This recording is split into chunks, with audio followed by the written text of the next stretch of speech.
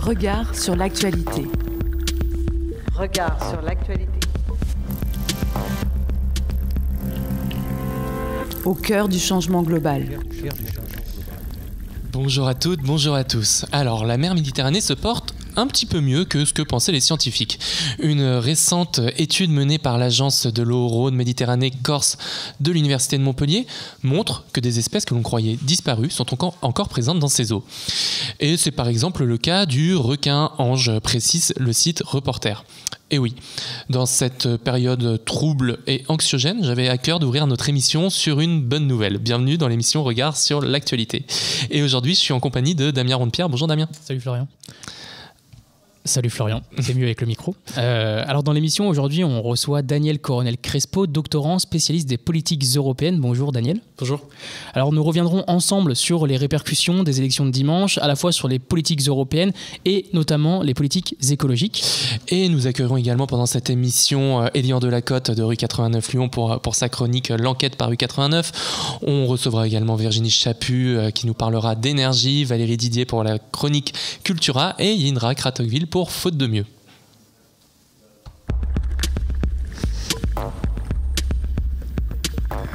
Regard sur l'actualité. Regard sur l'actualité. Au cœur du changement global. Et en cette semaine politique chargée et troublée, nous recevons donc Daniel Coronel-Crespo, qui est doctorant en sciences politiques à Sciences Po Lyon et au laboratoire Triangle, pour son coup d'œil sur l'actu. Bonjour Daniel. Bonjour Damien. Alors vous travaillez spécifiquement sur la genèse et les processus d'institutionnalisation des politiques européennes, notamment à travers le cas de la finance durable et du pacte vert pour l'Europe. Alors l'occasion pour nous est de revenir, en plus des résultats aux élections européennes de dimanche et de leurs effets sur la politique nationale, il convient de revenir sur les évolutions ou les probables évolutions des politiques publiques européennes. Alors on n'y échappera pas, évidemment. Quel constat faites-vous des résultats aux élections européennes qui ont eu lieu dimanche, que ce soit à la fois d'un point de vue national, mais également européen ? Oui, bien sûr. Donc les élections européennes de dimanche, ils ont renouvelé les 720 sièges à pourvoir dans le Parlement européen. Et pour être honnête, le paysage du Parlement européen, le paysage politique du Parlement européen, n'est pas si changé que ça. En tout cas, il n'est pas été chamboulé comme on pourrait le croire si on est en France et qu'on voit que même l'Assemblée nationale a été dissoute. Donc, si vous voulez, on peut revenir un peu sur les résultats. Globalement, le Parlement européen reste à droite, reste dominé par le groupe des conservateurs, les PPE. Qui est le groupe de Ursula von der Leyen, c'est bien ça ? Qui est le groupe de Ursula von der Leyen, oui. Et qui reste stable, en fait, qui n'a pas perdu beaucoup de sièges. J'ai les chiffres exacts qui sont... Oui, ce qu'on voit, c'est une stabilisation en fait de la droite et de la gauche. Le PPE, et les sociodémocrates ont gardé à peu près le même nombre de sièges que la législature qui vient de s'achever. On voit une percée en fait d'extrême droite dans les deux groupes parlementaires qui sont le CRE des conservateurs et réformistes et l'Identité et démocratie, CRE qui correspond au parti de Giorgia Meloni, les frères d'Italie, et dans lequel les nouveaux députés européens de Reconquête vont aussi être intégrés. Et Identité et démocratie, qui est plutôt le parti, on va dire, d'extrême droite du Front National, qui, lui, a gagné 9 sièges, par exemple. Mais cette montée-là de l'extrême droite, est-ce que ça change quand même le rapport de force au sein du Parlement ? Alors, pas tant que ça, parce que le Parlement européen, c'est la grosse différence avec le Parlement français, par exemple. Le Parlement européen, il fonctionne avec des alliances, qui, on l'a vu dans la dernière législature, sont assez larges, notamment dans deux fonctions centrales du Parlement européen, qui sont le vote de la Commission européenne, qui se passe au début de la législature, et on l'a vu dans la législature précédente, le vote de l'ensemble de mesures du pacte vert européen. l'alliance dont je vous parle et qui a élu du coup, qui a passé la plupart des mesures qui ont été présentées dans la législature précédente dans le cadre du Pacte vert, était une alliance qui allait des sociodémocrates, passant par les Verts, les centristes de Renew et le conservateur du PPE. Du coup, c'est ceux qui votaient l'ensemble de textes du Pacte vert, notamment avec... Et on peut voir, notamment dans les résultats, que les forces écologistes, elles, ont perdu beaucoup de sièges, c'est bien ça ? Tout à fait. Il y a un peu une dégringolade des forces écologistes et des centristes de Renew. Les Verts ont perdu 18 sièges et Renew a perdu 23 sièges, ce qui affaiblit notablement le poids du parti écologiste, du groupe écologiste au Parlement européen, ce qui effectivement, enfin je lisais des analyses tout à l'heure qui disent qu'en fait ça peut être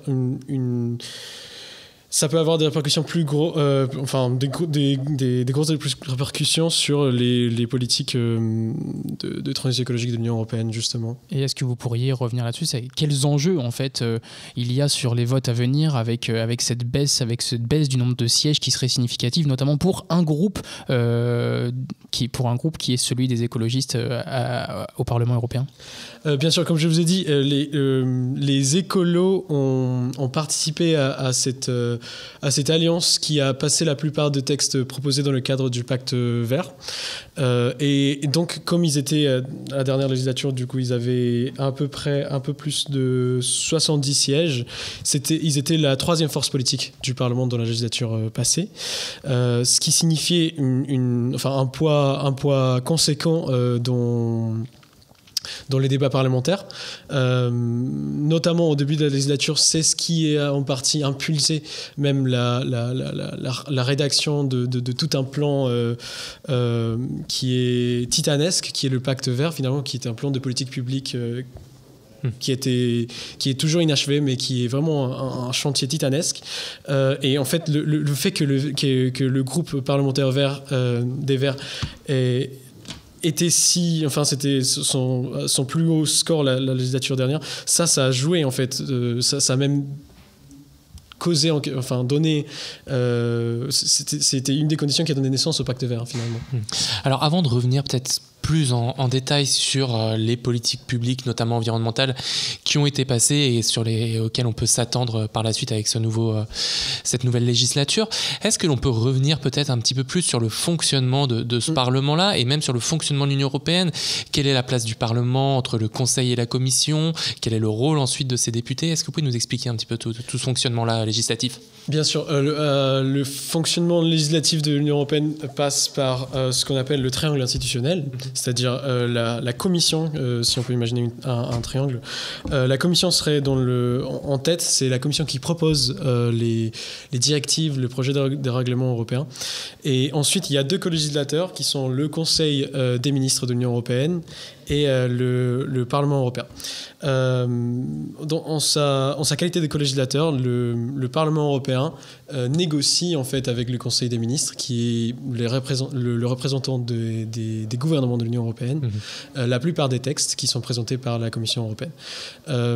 Si vous voulez, le Parlement européen est vraiment le corps représentant des citoyens européens, dans le sens où il est même élu au suffrage universel, alors que le Conseil, il représente les intérêts des gouvernements, parce qu'il rassemble les chefs d'État et les gouvernements des États membres. Et donc on voit au Parlement on a une majorité qui reste plutôt conservatrice avec une forte montée de l'extrême droite. Qu'en est-il justement des deux autres chambres du coup je ne sais pas si on peut appeler ça des chambres d'ailleurs, mais des institutions. Des institutions voilà, de l'Union européenne, de leur couleur politique.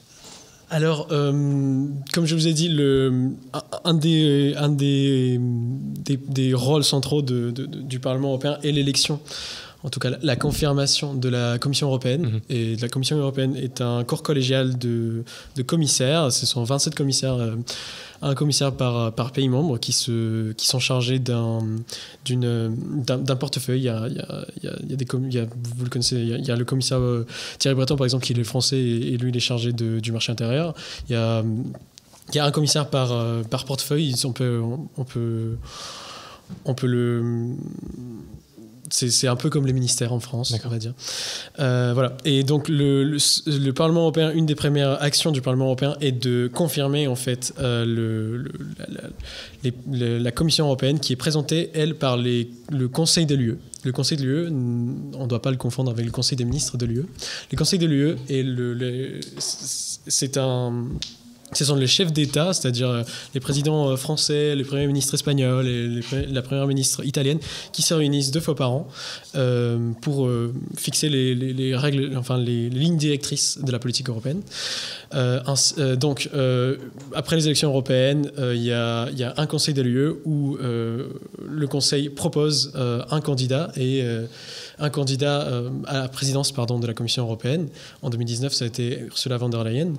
Et ce candidat se charge de former une sorte de gouvernement qui sera la Commission européenne. Et donc le rôle du Parlement est de confirmer ce collège de commissaires. Et est-ce qu'on peut voir donc cette reconduction du PPE comme premier parti européen, une forme de reconduction vers le fait que Ursula von der Leyen reste à la Commission, directrice, présidente de la Commission. En 2019, Ursula von der Leyen a été élue.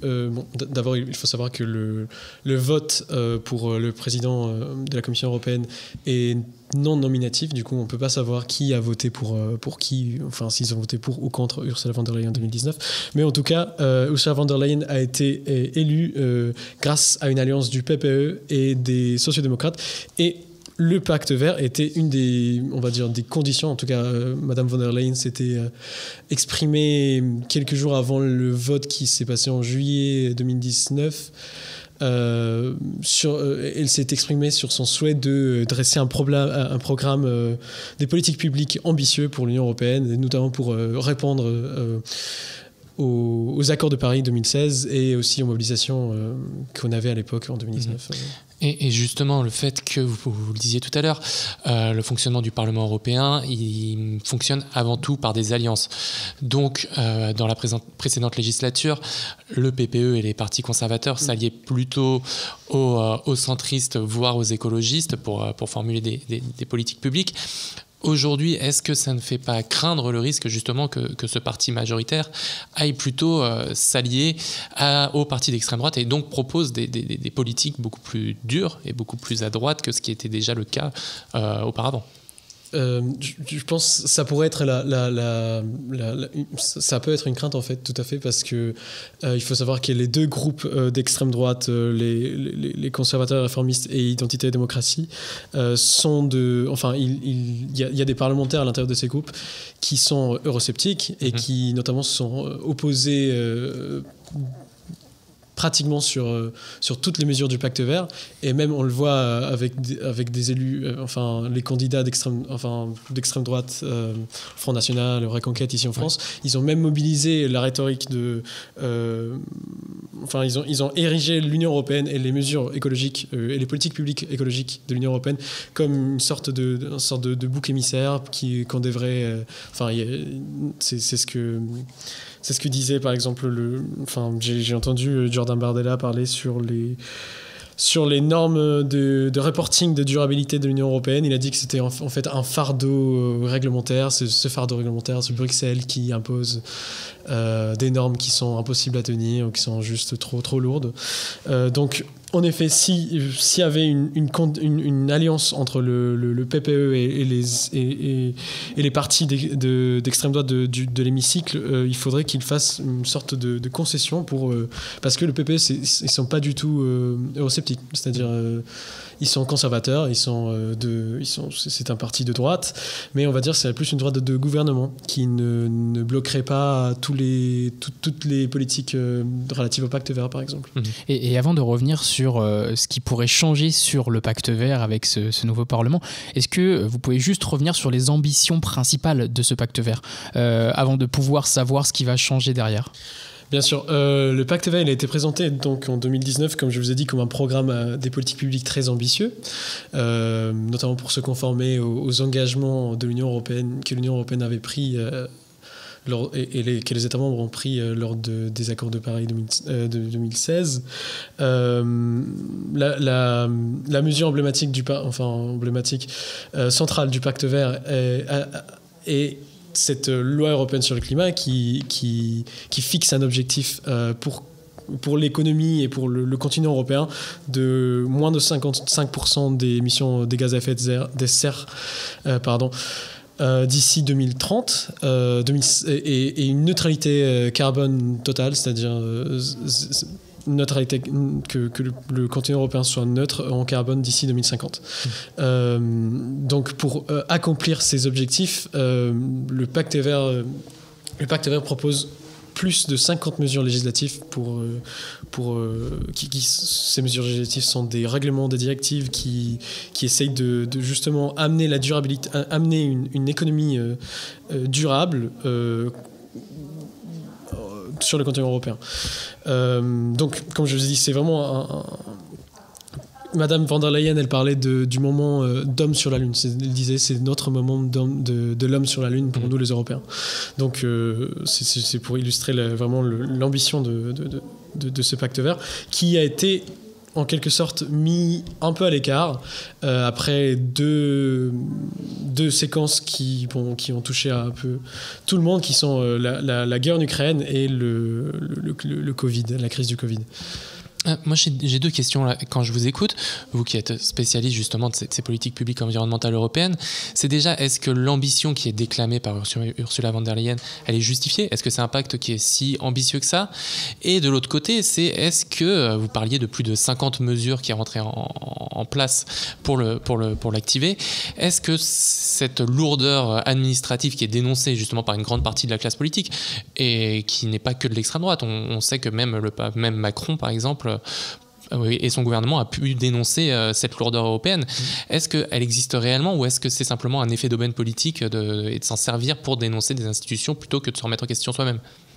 Alors c'est une question un peu compliquée, mais enfin, il faut comprendre l'Union européenne comme un système politique et juridique aussi qui dépend beaucoup des espaces nationaux. C'est-à-dire l'Union européenne ne flotte pas au-dessus des États, mais et comme je vous l'ai dit, notamment grâce au Conseil européen qui fixe les lignes directrices, et c'est directement les gouvernements qui ont la main dessus. Donc l'Union européenne, elle ne fait pas ses règles, elle ne produit pas des contraintes juridiques toutes seules, c'est-à-dire les États membres et aussi les citoyens par le biais du Parlement européen, ils ont leur place, c'est-à-dire ce qui se passe en Europe et ce qui se passe au niveau européen, et on va dire c'est une construction collective. Ce n'est pas l'Union européenne qui dirige tout, c'est plutôt un système, les collègues juristes ils parlent d'un système interpénétratif dans le sens où l'Union européenne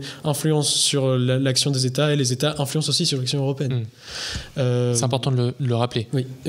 Et la lourdeur administrative, le fardeau administratif, on parle beaucoup de fardeau européen. Alors oui et non, évidemment que les décisions européennes créent des contraintes juridiques directes, notamment par le biais des directives, de règlements, mais les États font en sorte de les appliquer, et en fait c'est une spécificité du système politique européen, c'est que les États l'appliquent enfin c'est pas appliqué uniformément dans tout le territoire, dans tous les États membres. Donc en fait il y a des principes juridiques qui sont, on va dire, qui sont édictés à Bruxelles, mais les États membres ils se chargent de les transposer dans leurs droits, de les mettre en application comme ils peuvent. Donc il y a des États qui le font mieux que d'autres, on va dire. Je me permets de rebondir également sur le conflit ukrainien. Est-ce que ce changement ou cette transformation en quelque sorte des forces dominantes en Europe peut changer le positionnement de l'Union européenne sur ce conflit ukrainien? Ce que la guerre en Ukraine a ce que la guerre en Ukraine a montré, c'est que en fait, la sécurité est au cœur des débats. La sécurité, on va dire continentale, est au cœur des débats européens. On a entendu beaucoup parler, notamment de la campagne du candidat du PS français, qui appelait à la reconstruction d'une industrie d'armement européenne. Et en fait, comme je vous ai dit, ça a pris beaucoup de place dans le débat européen et public. Le fait de se préparer à une possible invasion russe. Je ne sais pas si l'Union européenne est prête aujourd'hui à construire une armée européenne ou même à relancer la construction d'armes sur le territoire. Mais en tout cas, c'est quelque chose qui structure les débats aujourd'hui et peut-être que ça pourrait faire bouger les choses dans le sens où si on voudrait se doter d'une armée européenne, on devrait avoir un budget européen propre, ce qui n'est pas le cas aujourd'hui. C'est-à-dire l'Union européenne fonctionne grâce à des dotations des États. Si on voudrait une armée européenne propre, une force de sécurité propre européenne, on devrait créer un budget européen, on va dire, à partir des fonds propres, et donc peut-être envisager une fiscalité proprement européenne qui n'est pas le cas et qui n'est pas encore dans les débats aujourd'hui. Et pour revenir sur les politiques plutôt écologistes, tout à l'heure vous preniez l'exemple de Jordan Bardella qui remettait en cause certaines dimensions du pacte vert. Alors bien qu'on ait assez peu de recul pour l'instant, mais comment peuvent être impactées ces négociations autour de l'écologie à l'échelle européenne, sachant qu'elles vont infuser sur le marché intérieur européen, à la fois en interne et à la fois avec les acteurs extérieurs du marché? Alors, si on prend les résultats de dimanche soir, comme je vous ai dit, même si l'extrême droite a percé en quelque sorte, enfin, il y a un peu plus de députés d'extrême droite au Parlement européen. Ces députés d'extrême droite, et ça c'est un truc qui est assez étudié par certains collègues politistes, ce sont des partis qui sont encore nouveaux à la bulle européenne, à la bulle bruxelloise, et donc il faut qu'ils se acclimatent en quelque sorte, il faut qu'ils apprennent les habitudes, il faut qu'ils apprennent comment on fait pour être un député européen. Et donc je ne sais pas si on verra des effets tout de suite de cette élection dans des textes législatifs emblématiques du pacte vert, parce que il y a une bonne partie qui a déjà été passée, qui a été approuvée lors de la dernière législature. Il y a une partie du pacte vert qui n'a pas encore été votée au Parlement, qui est le programme Repower EU. Est-ce que vous pouvez nous expliquer quel est ce programme ? C'est un programme c'est un programme assez large aussi, qui vise à mettre en avant l'usage des énergies renouvelables, enfin en tout cas créer un cadre européen pour mesurer la consommation, pas la consommation électrique, mais l'émission des effets de serre pour la création d'énergie, et aussi donc en sorte créer justement un cadre pour que les États membres puissent passer à des énergies renouvelables pour atteindre les objectifs du pacte vert. Et ça, c'est quelque chose qui n'a pas encore été mis en place. Qui n'a pas encore été approuvé par le Parlement européen.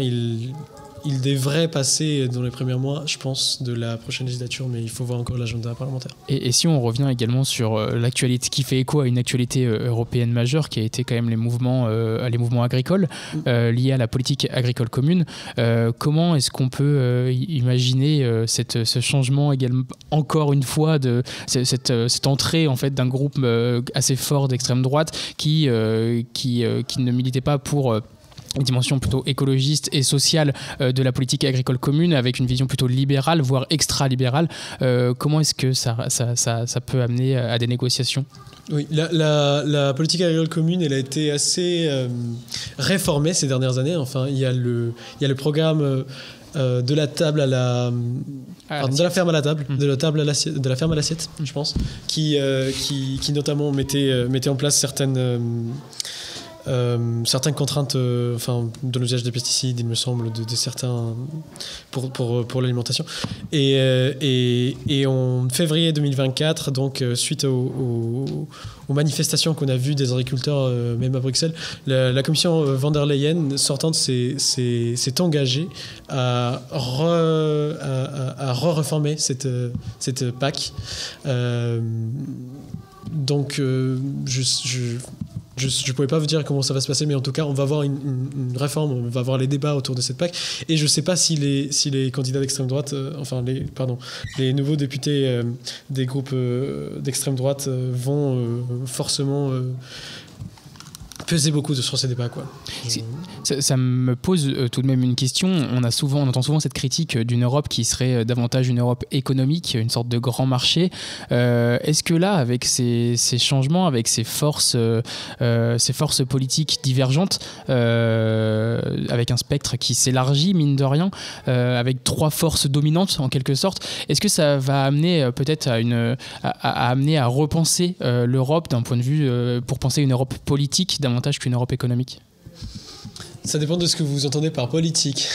Parce que, bon, si c'est vrai que la construction européenne a été d'abord une construction d'un marché unique, les principes de la construction européenne, le libre-échange, la libre circulation, ont été toutes... c'est ce qui a été mis en avant depuis l'après-guerre.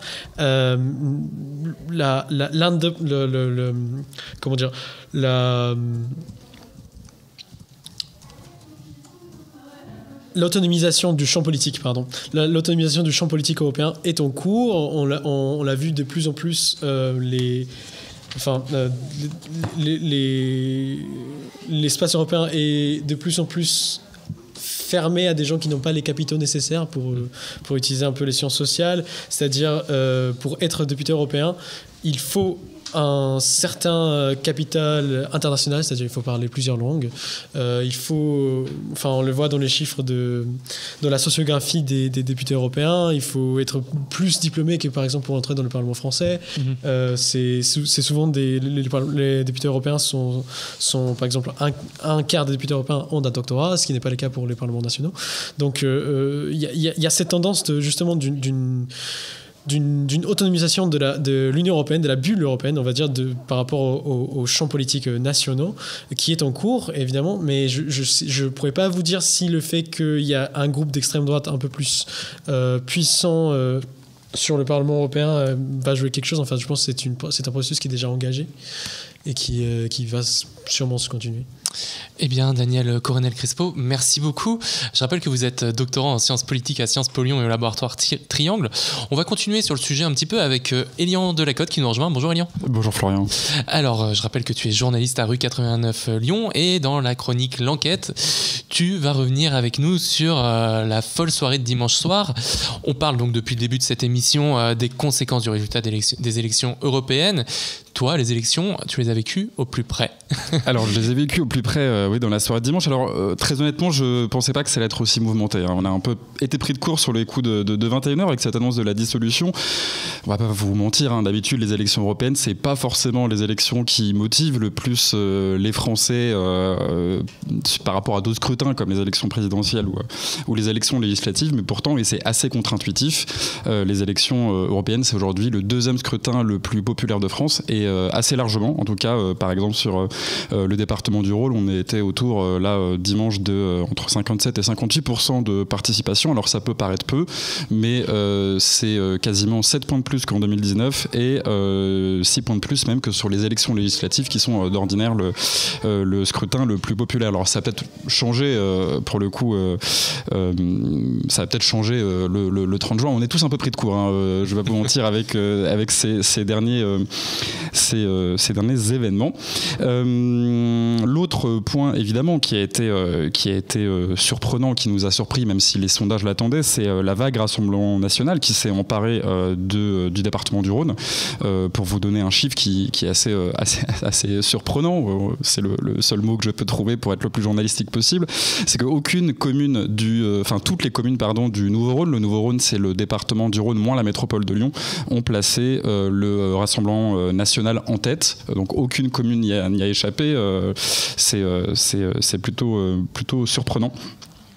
Et donc dans l'agglomération lyonnaise, oui, il y a d'autres enseignements, c'est que la gauche est en nette progression, hein, malgré l'échec des écologistes. Mais évidemment, même si ça se voit pas sur les cartes, parce que c'est la métropole de Lyon est souvent colorisée en rose ou en jaune, le Rassemblement national a réalisé une percée historique. Et pour vous donner un exemple, dans le 6e arrondissement de Lyon, près d'un quart des électeurs ont voté pour des partis d'extrême droite. Mais on parle quand même souvent du clivage entre ville et campagne. Est-ce qu'il se vérifie dans le Rhône ? Alors à première vue, oui, hein, la lecture de la carte des résultats des élections européennes est assez limpide. À l'échelle nationale, comme dans le département, les campagnes et les villes moyennes ont voté Rassemblement national et les grandes villes ont voté à gauche. Alors j'exclus bien sûr Nice et Marseille, mais ça on commence à être habitué. Quand on parle de pourcentage, la vague bleu marine elle est impressionnante, mais c'est encore plus vrai quand on regarde les valeurs absolues, parce que comme je l'ai déjà dit, on a eu 7 points de participation en plus. Donc le Rassemblement national a gagné 65 000 voix supplémentaires dans le Rhône par rapport aux élections européennes de 2019. Il totalise 23,66% des suffrages contre un peu moins de 17% en 2019. Et au global, l'extrême droite, donc si on ajoute les votes RN et les votes Reconquête en 2024, l'extrême droite enregistre 91 000 votes supplémentaires dans le département. C'est vraiment énorme. Et en mettant la loupe sur Lyon, on se rend compte que la situation n'est pas forcément plus rose dans l'agglomération. La liste menée par Jordan Bardella est arrivée en tête dans la métropole de Lyon, avec près de 19,5% des voix, une augmentation de 5 points par rapport à 2019. Alors elle est certes talonnée par la liste LFI de Manon Bry et CLPS de Raphaël Glucksmann, qui sont en très forte augmentation également. En valeur absolue, la percée du RN elle est flagrante, hein. Le parti de Marine Le Pen a enregistré 35 000 voix supplémentaires, rien qu'à l'échelle de l'agglomération. LFI, eux, gagnent également 60 000 voix, le PS 50 000 voix par rapport à 2019. La débandade, on le sait, elle vient de la majorité présidentielle, puisque la coalition autour d'Emmanuel Macron a perdu 44 000 voix dans l'agglomération, et ce, alors qu'on a quasiment eu 85 000 électeurs supplémentaires qui se sont rendus aux urnes. Les écolos, ils limitent presque un peu la casse à Lyon, puisqu'ils perdent 32 000 voix. Ils font des scores dans l'agglo à un peu plus de 8%, à Lyon un peu plus de 11%, qui sont quand même assez largement supérieurs à leur moyenne nationale. Ça reste un échec, hein, on va pas se mentir. D'ailleurs, Bruno Bernard l'a lui-même reconnu, que c'était une claque reçue, même dans son fief lyonnais. Et en étant même un peu plus précis, hein, dans la métropole de Lyon, 36 des 58 communes de la collectivité ont placé le Rassemblement national en tête, et les 3/4 des villes de l'agglomération ont voté à plus de 25,5% pour l'extrême droite. En tout, l'extrême droite gagne 55 000 suffrages dans l'agglomération, si on ajoute les votes de Reconquête. Cette percée, elle se vérifie aussi dans Lyon intramuros, et c'est pour ça que ça dénote un petit peu avec la géographie électorale qu'on a habituellement de ville versus campagne, puisque le RN est en progression dans absolument tous les arrondissements lyonnais, même les plus bobos. Dans le très bourgeois 6e, par exemple, l'extrême droite a obtenu 5500 voix, c'est près de 3 fois plus qu'en 2019. Dans le 5e, le RN gagne 6 points, passant de 10 à 16% des suffrages. L'extrême droite en cumulé est à 22% dans cet arrondissement, idem dans le 3e, presque à 20%, et même dans les arrondissements, comme j'ai dit, très bobos, très à gauche, comme le 4e, l'extrême droite est à 15%, 16% dans le 16e, et dans les arrondissements plus populaires comme le 8 ou le 9, on est à 22 et 20% des voix pour l'extrême droite, et en valeur absolue, on est quasiment sur un x2, donc l'extrême droite multiplie par 2 sur l'ensemble de la ville son nombre de voix entre 2019 et 2024. L'enseignement qu'on peut en tirer pour les élections législatives, c'est qu'on va, en tout cas à Lyon et dans la métropole, vers un affrontement entre le bloc de gauche et le Rassemblement national. Où est-ce que j'en étais ? Oui, et ça je vous le dis, c'est sans compter sur les voix d'ailleurs de François Asselineau et de Florian Philippot, mais bon, ils font des scores assez faméliques, donc c'est pas très grave si on les compte pas.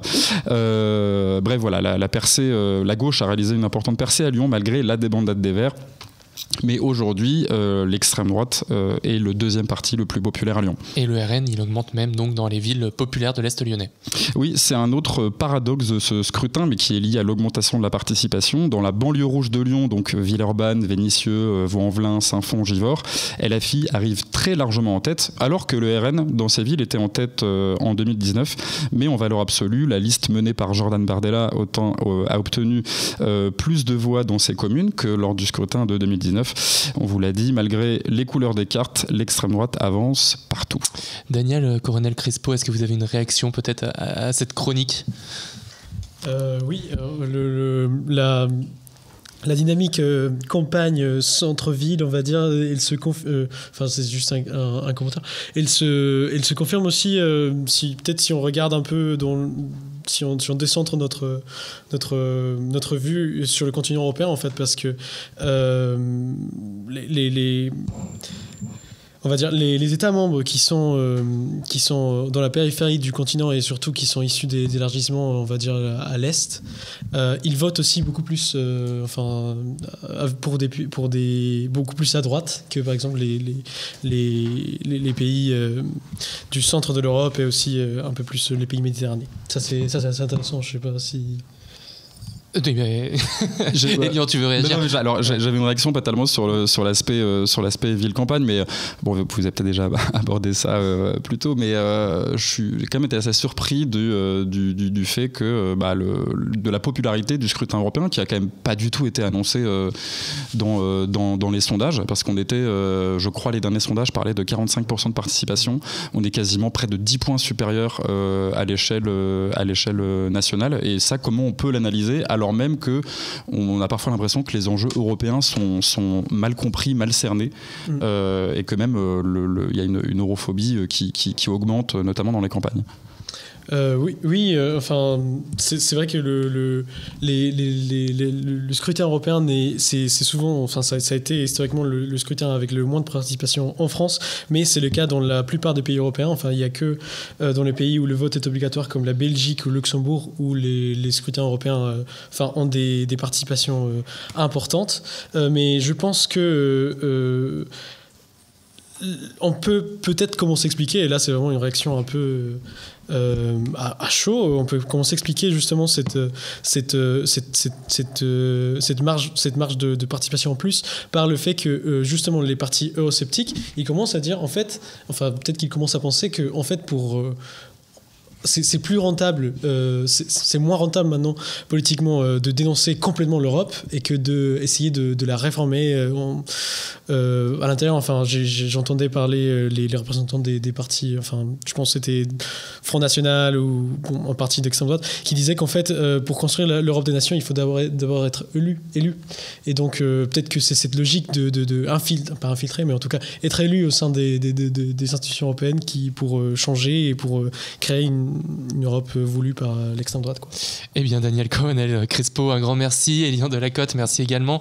Je rappelle que cet entretien et cette chronique sont à retrouver en podcast sur l'ensemble des plateformes et sur notre site internet radio-anthropocène.fr. Nous, on fait une petite pause musicale et puis on se retrouve juste après pour Énergie, la chronique de Virginie Chaput.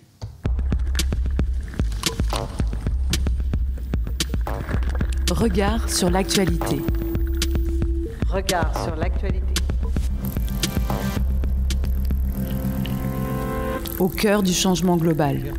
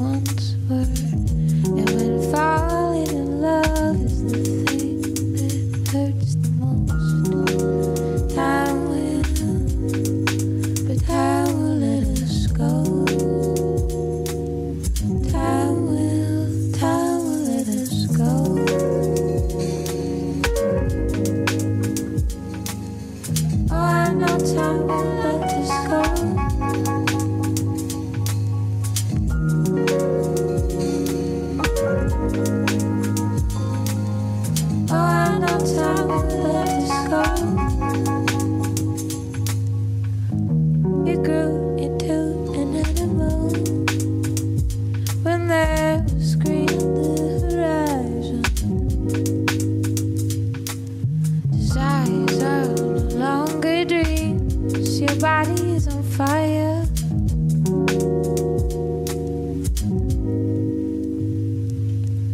I will let us go.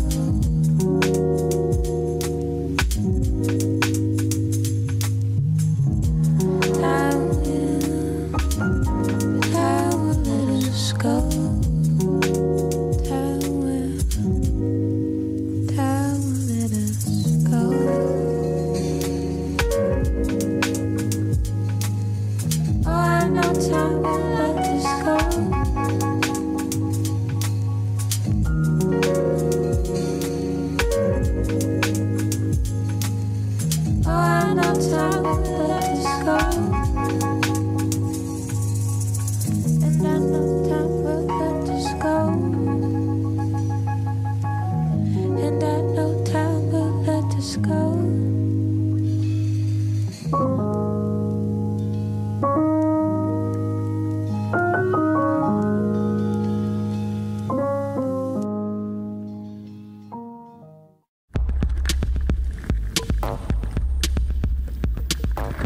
Regard sur l'actualité. Regard sur l'actualité. Au cœur du changement global. Et on se retrouve en direct sur Radio Anthropocène avec Virginie Chaput pour Énergie. Une chronique aujourd'hui dédiée à la transition énergétique comme Eldorado. Bonjour Virginie. Bonjour. Donc, bonjour à tous et bienvenue dans la chronique des énergies. On l'a déjà beaucoup dit, la transition énergétique est un enjeu contemporain crucial. Pour faire simple et reprendre les axes défendus par la très connue association Negawatt, elle consiste à améliorer la performance de nos vecteurs énergétiques, réduire drastiquement nos consommations et passer massivement notre mix énergétique sur des énergies renouvelables. En politique, la transition énergétique a fini par devenir un incontournable, un sujet attendu au même titre que l'éducation et la santé. Pour exemple, le ministère de la Transition écologique et de la cohésion des territoires annonce dans une vidéo promotionnelle de son action que la France agit pour respecter ses engagements climatiques. Pour cela, l'État promet de réduire de 40% les consommations d'énergie d'ici 2050 et de miser sur les énergies électriques décarbonées.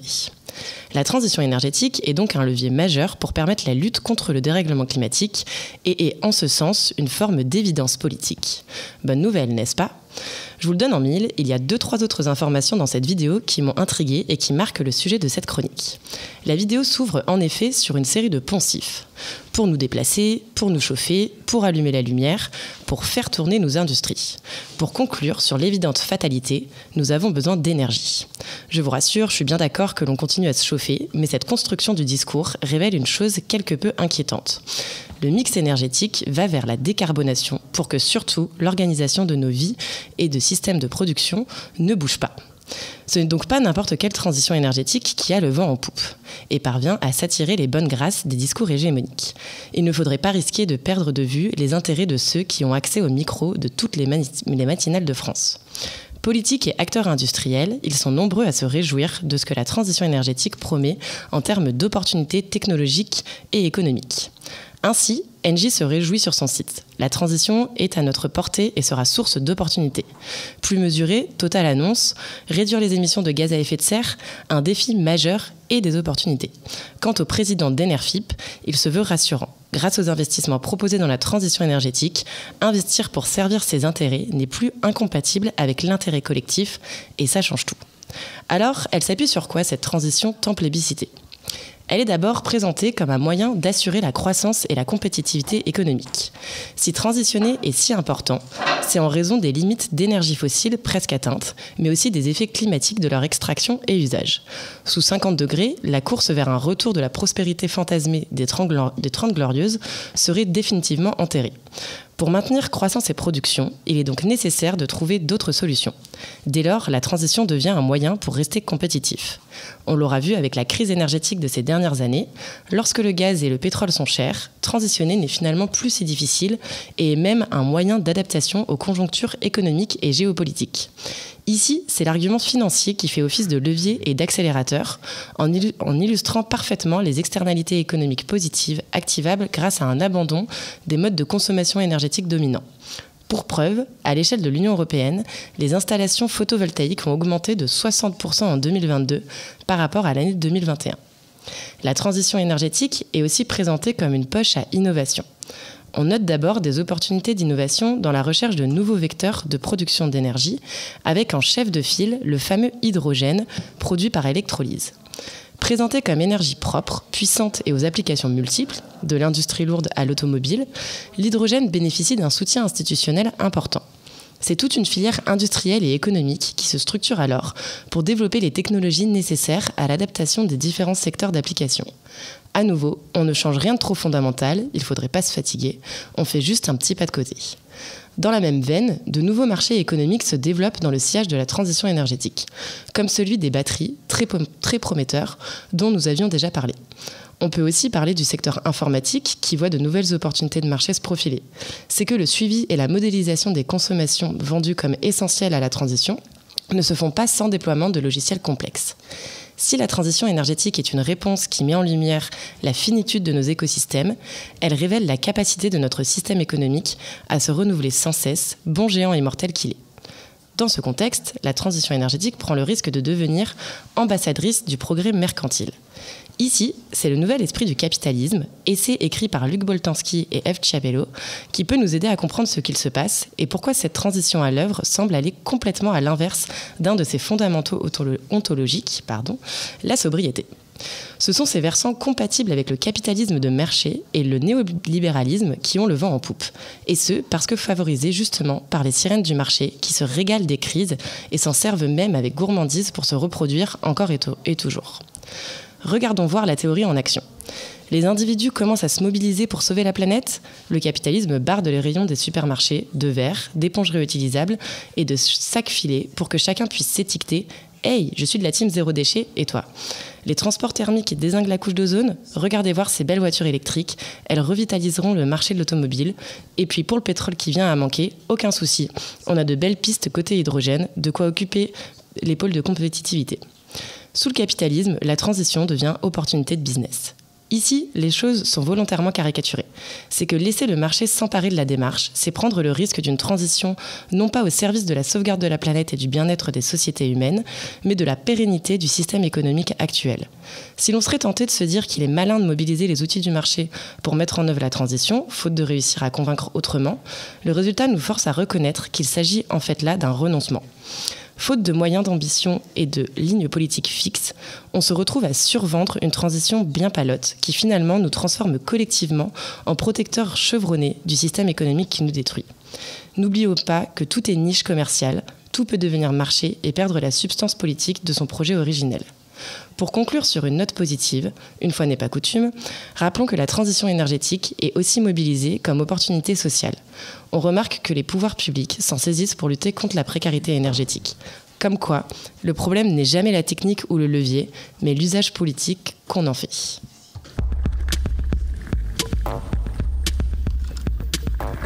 Regard sur l'actualité. Regard sur l'actualité. Au cœur du changement global.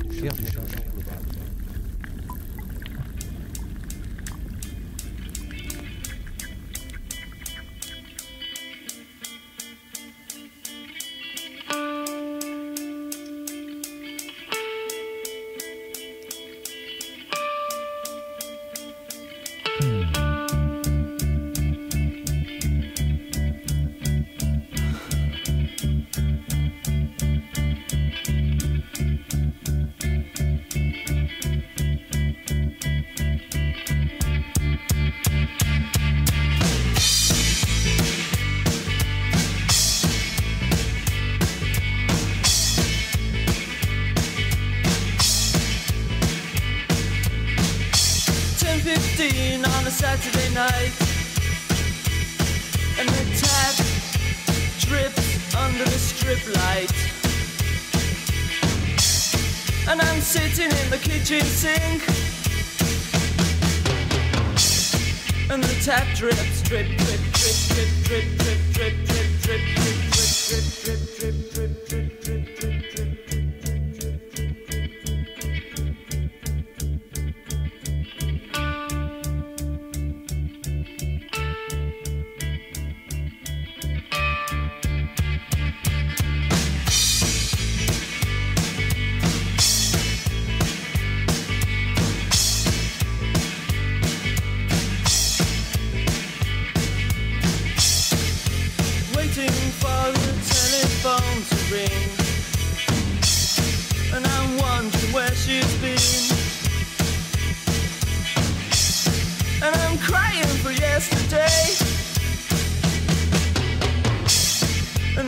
drips, drip, drip, drip, drip, drip, drip, drip, drip, drip, drip, drip, drip, drip, drip, drip, drip,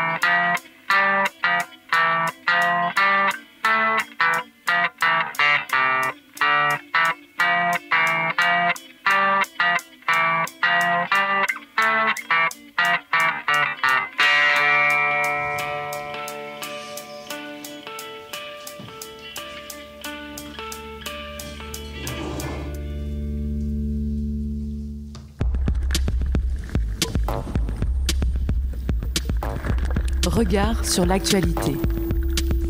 Regard sur l'actualité. Au cœur du changement global.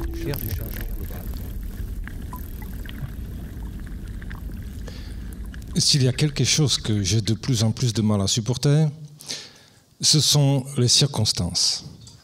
Et oui, je l'avoue, j'ai beaucoup de mal. Jadis, autrefois, il me semblait que les choses étaient un peu plus équilibrées. Il y avait des circonstances favorables, des circonstances défavorables qui semblaient alterner et se côtoyer dans une sorte de balancement naturel. Et puis, exceptionnellement, il y avait des circonstances exceptionnelles. Un monde qui aujourd'hui me paraît bien lointain et sans doute aussi quelque peu naïf. Il m'a fallu un peu de temps pour comprendre la nature profondément diabolique des circonstances. Puisque lorsqu'on regarde bien, on voit tout de suite que nous sommes complètement cernés. Cernés par des circonstances difficiles, dramatiques, des circonstances accablantes, alarmantes. Et, pointe de l'ironie, la plupart du temps, voire en permanence, nous voilà coincés au milieu des circonstances exceptionnelles. Certes, il y a encore quelques circonstances atténuantes par-ci par-là, et même, heureusement, quelques circonstances favorables, mais est-ce qu'elles font vraiment le poids ? Il serait temps de se pencher sur une question. Que s'est-il passé ? Que sont devenues les circonstances propices, prometteuses ? Se sont-elles détériorées avec le temps comme un légume oublié au fond du frigo que l'on retrouve 22 ans plus tard couvert d'une épaisse couche de moisissure ? Pour aller vite, tout est la faute des circonstances. Elles sont tout simplement pourries, dégueulasses, et nous empêchent de vivre et surtout de réaliser notre véritable nature, qui consiste évidemment à être des gens bien, des gens bons. L'un des personnages de l'opéra de Katsu de Bertolt Brecht, Pichum, le dit très clairement. Nous aimerions tous être bons si les circonstances s'y prêtaient. C'est ainsi que je suis venu à la réflexion suivante. Ne vaudrait-il pas mieux imaginer, faute de mieux, un monde sans circonstances ? Et oui, totalement dépourvu de circonstances, un monde post-circonstanciel, pour le dire de manière savante, un monde où chacun serait enfin libre de devenir bon. Bon, ce n'est pas une mince affaire, il faudrait probablement partir d'une logique complètement différente, concevoir ou découvrir une causalité d'un type absolument nouveau.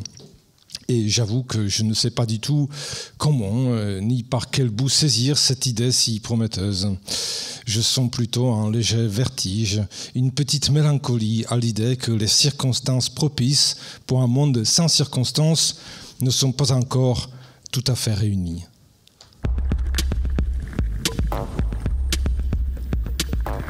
Regard sur l'actualité. Regard sur l'actualité. Au cœur du changement global. C'était Faute de mieux par Indra Kratokville. On termine notre émission de Regard sur l'actualité aujourd'hui avec Valérie Didier. Bonjour Valérie. Bonjour Florian, en cette journée que je qualifierais de tempête de ciel bleu. Alors, je crois qu'on a un tout petit problème technique, Valérie. On va te proposer de changer de micro. On va prendre celui qui est juste à côté de toi, que l'on va ouvrir. Comme ça, tout le monde pourra t'entendre. Est-ce que ça va mieux ? C'est beaucoup mieux. Est-ce que ça te convient ? C'est parfait. Génial. Et donc aujourd'hui, tu nous parles du cinéma. Je parle de cinéma, oui. Ouais. Le cinéma. Le 25 mai s'achevait la 77e édition de la Grande Messe du cinéma cannoise et la palme fut remise à Anora de Sean Baker, une histoire de Cendrillon revisitée avec une histoire d'amour qui se noue entre une stripteaseuse originaire de Brooklyn et le fils d'un oligarque russe. On imagine la suite, mais bon, je m'aventure en sol incertain puisque je n'ai pas vu le film qui ne sortira en salle que le 2 octobre. En y réfléchissant, je me suis interrogée, le cinéma est-il politique ? Je pense à son sens noble, celui qui renvoie à la gestion de la cité et au débat démocratique, celui qui interroge nos sociétés, nos préoccupations, nos devenirs. On le sait, la politique peut s'imposer aux cinéastes. Ce fut le cas à l'époque soviétique du fascisme mussolinien et du nazisme. Mais cette immixtion du politique dans le cinéma s'est également produite en démocratie. Elle a été théorisée aux États-Unis par le sociologue de la communication de masse, Harold Dwight Laswell, qui est mort en 1978. Directement inspiré des méthodes de propagande communiste et nazie, il crée en 1948 son propre outil de propagande idéologique, la gestion gouvernementale des opinions. Son but est de susciter l'adhésion des masses aux valeurs de l'American Way of Life. Pour cela, il préconise de privilégier la production de genres propres à propager cette idéologie. La science-fiction, les westerns, les polars, les films de guerre et d'espionnage. Contrairement à ces sources, on ne peut plus déterminer, le cinéma qu'il promeut n'est pas de nature totalitaire, mais impérialiste. C'est une forme de cinéma qui ne donne pas ouvertement de leçons de politique, mais qui séduit, captive, provoque l'adhésion. Et cela va marcher au-delà de ses espérances, connaissant la position ultra-dominante du cinéma nord-américain pendant plusieurs décennies. Après la chute du mur de Berlin 1989, pour ceux qui ne s'en rappelaient pas, la donne change. Le matérialisme libéral est soudain orphelin de son antithèse. Avec la neutralisation de ce débat fondamental, on n'ose plus rêver d'un horizon vers lequel tendre, ni d'un meilleur monde de peur du meilleur des mondes. Dans cet horizon qui se profile désenchanté, désabusé, nihiliste en somme, que peuvent les cinéastes ? Il est communément admis qu'un film est défini comme politique quand il traite de l'histoire d'un parti, d'un homme ou d'une femme politique, Nixon, Harvey Milk, mais aussi d'un combat social, politique, qu'il soit individuel ou collectif, les hommes du président, ou d'un problème de société, grâce à Dieu, Erin Brockovich. Or, cet aspect est une facette de l'aspect politique du cinéma. Passer par le sensible, l'émotion pour visibiliser des problèmes, des enjeux qui sont peu évoqués dans la sphère publique, est-ce politique ? Je pense que oui. Prenons Indigène, de Rachid Bouchareb, sorti en 2006 sur les tirailleurs algériens. Il a déclenché, enfin, le versement aux 80 000 combattants algériens et sénégalais encore vivants de la même pension adressée aux autres anciens combattants. Savons-nous, par exemple, si l'événement, sorti en 2021, film d'Audrey Diwan, adaptation du roman d'Annie Ernaux, n'aurait pas joué un rôle sur l'inscription de l'interruption volontaire de grossesse dans la Constitution française cette année ? Ces exemples montrent que la représentation dans toute sa diversité et dans tous les genres de cinéma ont un impact direct sur l'image qu'on se fait du monde et de ses problèmes. L'art, finalement, a toujours été utilisé pour revendiquer, alerter, influencer et s'exprimer dans le but de comprendre son environnement, se comprendre soi-même et en incluant l'autre. Il a un impact direct sur la représentation que l'on se fait du monde, car les images agissent de la même manière qu'un discours martelé. Elles nous imprègnent à notre insu. Je ne sais pas encore si j'irai voir Anora en octobre pour découvrir ce qu'il soulève ou pas en moi. Par contre, j'irai voir Bird d'Andrea Arnold, le trajet initiatique d'une petite fille dans la violence sourde du monde économique et patriarcal, dont on me dit qu'il offre une vision à la fois physique et intérieure des mutations qui nous élèvent. J'attends évidemment également avec beaucoup d'impatience Emilia Pérez de Jacques Audiard, une odyssée multigenre chez les narcotrafiquants portée par une héroïne elle-même transgenre. Et puis, je continuerai à guetter patiemment, ou pas, l'avancée de la conscience écologiste chez les cinéastes. N'oublions pas que ce qui fonde le cinéma, c'est qu'il nous ouvre à sa manière à un état des lieux des préoccupations qui lui sont contemporaines. Né en pleine révolution industrielle, en 1895 pour être exact, au temps du triomphe idéologique de la science et de la technique, il accompagne évidemment l'émergence des thématiques environnementales et la remise en cause du progrès industriel. Ah, Florian m'appelle parce que nous avons une alerte météo et à prendre très au sérieux. La France est submergée par un épisode climatique extrême avec des perturbations d'une ampleur inédite sur tout l'Hexagone et ses territoires satellites. Ils se déchaîneront à minima jusqu'au 7 juillet. Les dégâts s'avèrent d'ores et déjà d'une grande gravité et notamment en campagne. Et sachons-le, les réparations à engager seront colossales. À l'heure d'une telle crise, une mobilisation générale s'avère être l'unique voie.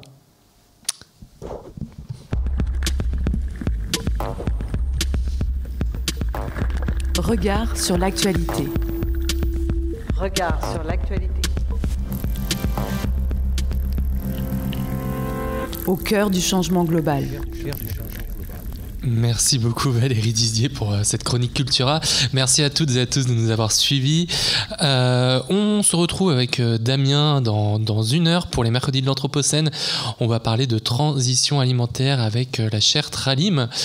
Vous pouvez retrouver notre émission effectivement en podcast sur notre site radio-anthropocène.fr et sur toutes les plateformes dédiées. Bonne soirée à toutes et à tous sur Radio Anthropocène.